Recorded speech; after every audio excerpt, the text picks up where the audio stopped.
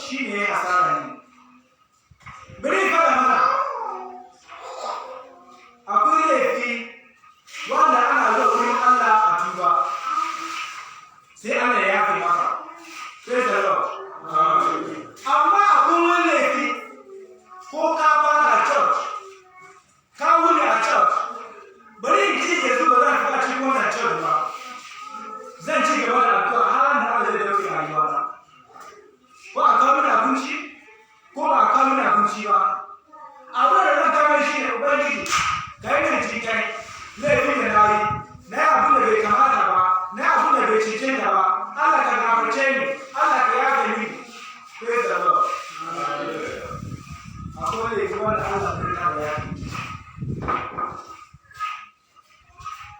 Yesu ya ce, ku ba Kaisa abin da yake na Kaisa, ku ba Allah abin da yake na Allah. Shi kenan, domin ya sun tambaye shi, sun ce ka fara mana daidai ne ya kamata mu biya haraji ga mai mulki Roma ko bai kamata ba. Da me ake biya haraji ga kuɗi? Ya ce ku kawo mini kuɗi. Aka kawo kuɗi. Ga kuɗi da hoton mutum da sunan mutum kuma. Hoton mutum da ke kan kuɗi shi ne Kaisa. Suna kuma shi ne Kaisa. Sai ya tambaye su. Ya daga kuɗi. Kamar da ya daga mana kuɗi da abu. Bari in ce ga wannan yanzu. Shi ne Alhaji Sa Ahmad Bello. Daga cikin mayan mutane da aka tawaya a Najeriya. So, suna ce wannan foton Kaisa kenan.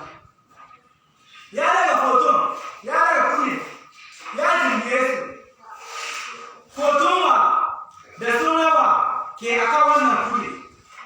Suka amsa suka ce mishi Kaisa. Ashe ba kun da foton Kaisa ne ke a cikin wannan kuɗi?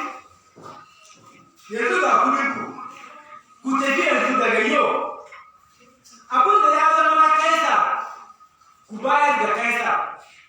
Abin da ya zama na Allah, ku bayar da Allah. Bai raba shari'a ba? Laifin da za ka je ka nemi gafara ga Allah, ka je ka nemi gafara ga Allah.